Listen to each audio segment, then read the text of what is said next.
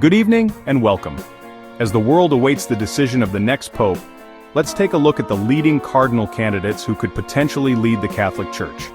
The passing of Pope Emeritus Benedict XVI has ushered in a period of reflection and anticipation.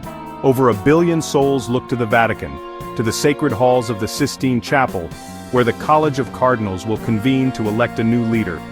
Their decision will reverberate throughout the world, shaping the spiritual and moral direction of the Catholic Church for years to come. Tonight, we delve into the lives, the beliefs, the strengths and weaknesses of the men who might inherit the mantle of St. Peter. First, we turn our attention to Cardinal Peter Turkson of Ghana, a man whose life has been a testament to his unwavering commitment to social justice. Born in the small village of Wasan-Swaso, Cardinal Turkson's journey has been one of remarkable faith and dedication. Rising through the ranks of the Catholic Church, he has never forgotten his roots, consistently advocating for the poor and marginalized. Cardinal Turkson's voice has resonated far beyond the walls of the Vatican, calling for economic equality, environmental stewardship, and an end to conflict. His leadership of the Pontifical Council for Justice and Peace brought him to the forefront of global affairs, engaging with world leaders and championing the rights of the most vulnerable. Some see in Cardinal Turkson a potential for bridging divides, a man who can speak truth to power while offering a message of compassion and hope. His election would mark a historic moment, the first pope from the African continent, a testament to the faith's global reach. However, some within the Church question his stance on certain social issues, believing his views to be too progressive. Next, we travel to Canada, to the distinguished figure of Cardinal Marc Ouellet. A respected theologian and scholar, Cardinal Ouellet represents a more traditional wing of the Church. His tenure as prefect of the Congregation for Bishops has given him deep insight into the workings of the global Church, overseeing the appointment of bishops worldwide. Known for his intellect and deep spirituality, Cardinal Ouellet is seen by many as a safe pair of hands, someone who can provide stability and continuity in a time of change. However, his critics argue that he can be overly cautious, resistant to the reforms that some believe the Church desperately needs. Cardinal Ouellet's handling of the sexual abuse crisis within the Church has also come under scrutiny, with some questioning his commitment to transparency and accountability. Despite these challenges, Cardinal Ouellet remains a formidable contender. His deep knowledge of Church doctrine and his unwavering commitment to Catholic tradition resonating with many within the Vatican. Chapter 3: Cardinal Luis Antonio Tagle, a shepherd of souls. From the bustling streets of Manila emerges Cardinal Luis Antonio Tagle, a man known for his charisma, his humility, and his deep connection to the poor. Cardinal Tagle's time as Archbishop of Manila saw him rise to prominence as a powerful voice for the marginalized, working tirelessly to improve the lives of those living in poverty. His warmth and compassion have earned him admiration both within the Philippines and across the globe. Many see in Cardinal Tagle a potential for renewal, a leader who can connect with the youth and inspire a new generation of Catholics. His emphasis on evangelization, on spreading the message of the gospel, is seen as crucial in a world grappling with secularism and doubt.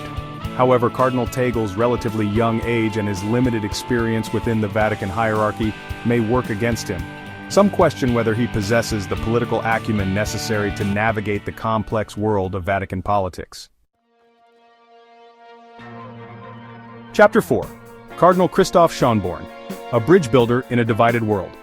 In the heart of Europe, we find Cardinal Christoph Schönborn, the Archbishop of Vienna, a man known for his intellectual prowess and his ability to engage in dialogue with those of different faiths. Cardinal Schönborn's life has been marked by tragedy and resilience. A member of the Austrian nobility, he witnessed firsthand the horrors of World War II, an experience that profoundly shaped his worldview. His theological writings reflect a deep understanding of both tradition and modernity, seeking to find common ground between faith and reason. Cardinal Schönborn is widely respected for his intellect and his diplomatic skills, having played a key role in interfaith dialogue. His ability to bridge divides and foster understanding is seen as a valuable asset in an increasingly polarized world. However, Cardinal Schönborn's more liberal stance on certain social issues, such as his openness to discussing the possibility of ordaining women as priests, has alienated some within the more conservative factions of the Church. Chapter 5. Cardinal Pietro Parolin, the Vatican Insider. Finally, we turn our attention to Cardinal Pietro Parolin, the Vatican's Secretary of State, a man who operates in the shadows, a master of diplomacy and a seasoned player in the world of Vatican politics. Cardinal Parolin's career has been defined by his service within the Holy See, navigating the complexities of international relations and representing the Vatican on the global stage.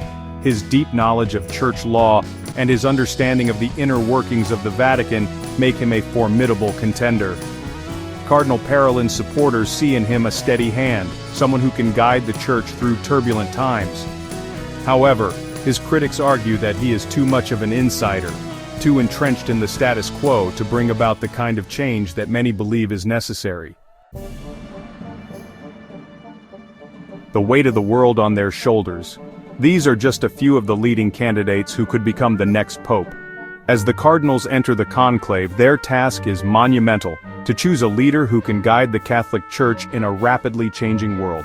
Each man brings his own unique set of experiences, beliefs, and priorities to the table. The decision they make will have profound implications for the future of the Catholic Church, influencing its relationship with other faiths, its stance on social issues, and its ability to connect with a new generation of believers.